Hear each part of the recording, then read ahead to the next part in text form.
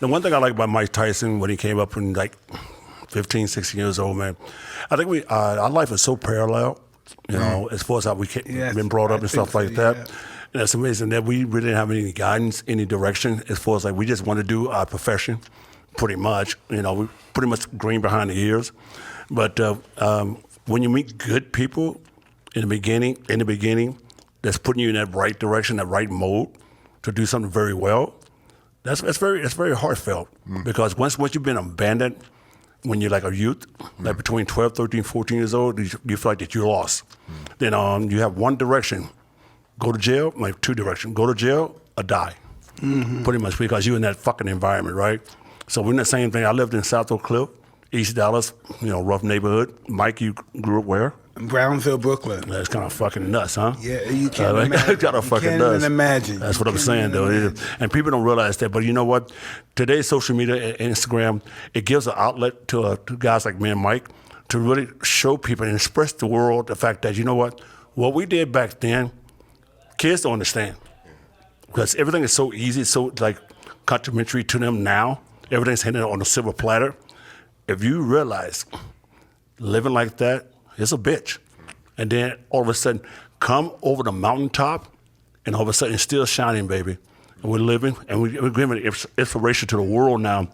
And I was saying that the fact that it's very difficult to live life playing sports today and try to be a parent.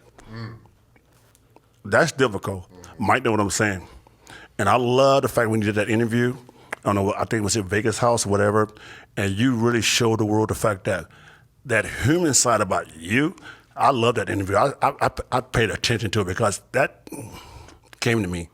Because with his kids, I realized what he was going through and all the trials and tribulations through marriages and stuff like that.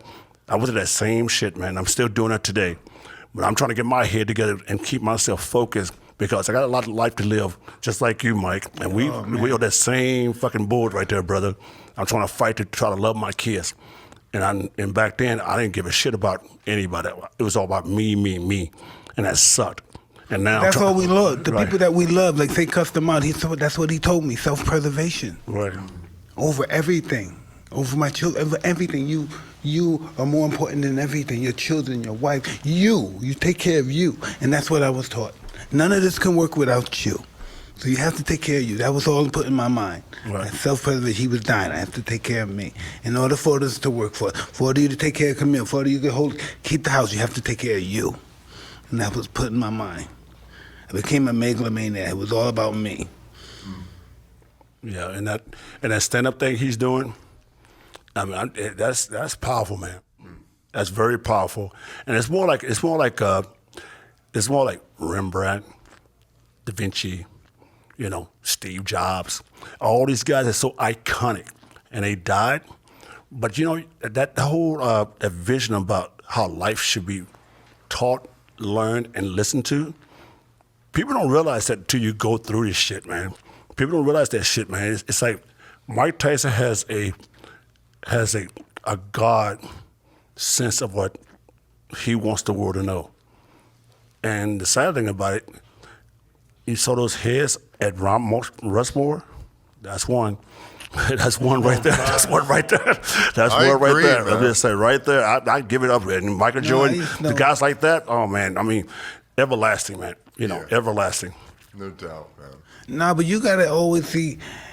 You talk about stuff that you gotta keep yourself credit. You know what I mean? If they play basketball differently because of people like you, they don't even play with the same rules no more because of Rodman and his crew when he played with Detroit. You know. They changed. Of course, you know that, right? Yeah, they changed all the rules. Yeah. You better not even accidentally sweat on somebody now in basketball. Yeah, yeah. No, right. I'm serious. For real. Right. You guys couldn't have even played that. You better not let your sweat go on somebody's eye and he hold his eye. You nigga penalize this motherfucker. It was a different game. Oh. Hey, you got your sport is even worse because you can't even trust the fucking quarterback. I know. You can't do shit anymore. Right? Listen, that's why I respect Michael Jordan. Y'all beat that motherfucker's ass. Right. He came back. He just kept coming. He was mad. He couldn't do nothing. Y'all just kept beating his ass, beating his ass. And that's why I called him because I don't think they could take that ass whooping. No. Those guys are beautiful shots. They probably could score more than Michael because they're beautiful. Michael's a mean, tough motherfucker. Yeah. Right. Whoa. Right. He takes it and give it.